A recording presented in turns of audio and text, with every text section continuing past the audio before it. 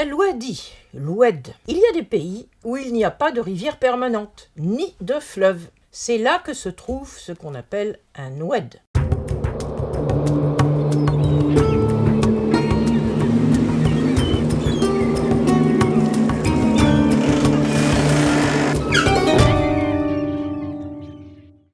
Comment peut-on alors définir ce qu'est un oued? Un oued, wadin à l'indéfini, et el-wadi avec le pronom défini, c'est avant tout une vallée.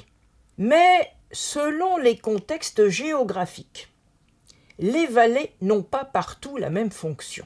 Dans les pays constamment végétalisés, on trouve dans les vallées des fleuves ou des rivières qui coulent en permanence.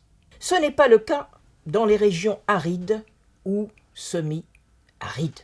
Les oueds y sont des vallées sèches où ne coulent que des eaux temporaires qui dépendent de la pluie.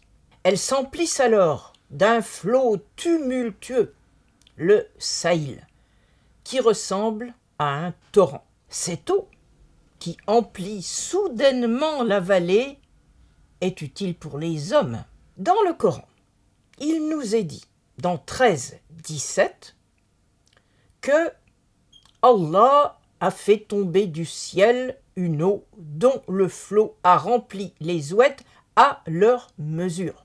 Il importe en effet que l'eau ne déborde pas. Cela permet alors, alentour du flot qui emplit le fond de la vallée, de pratiquer sur ses flancs une agriculture irriguée, productrice de plantes nourricières. C'est le cas du peuple des Sabas, que le Coran évoque dans 34-15.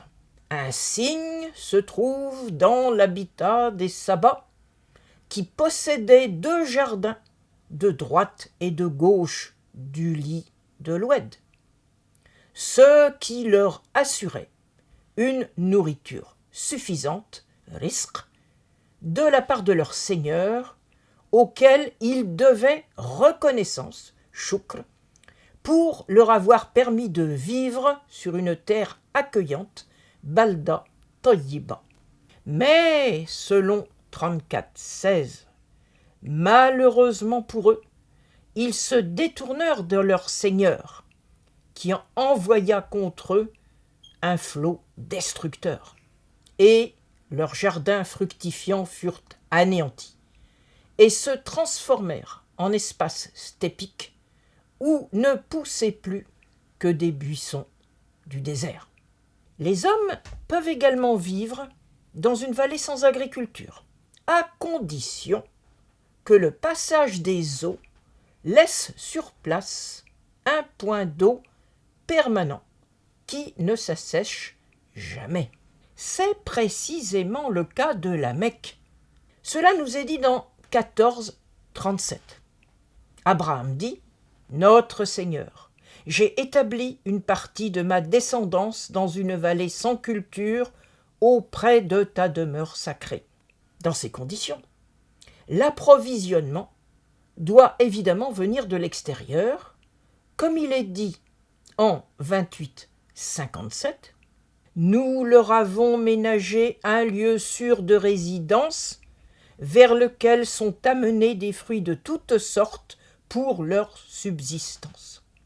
L'historien note que la situation particulière de la Mecque, dans une vallée sèche auprès d'un point d'eau, ne pouvait nourrir qu'une seule tribu, ce qui n'a pu en faire la grande cité caravanière, que la tradition musulmane en fera plus tard, en voulant glorifier la cité de son prophète.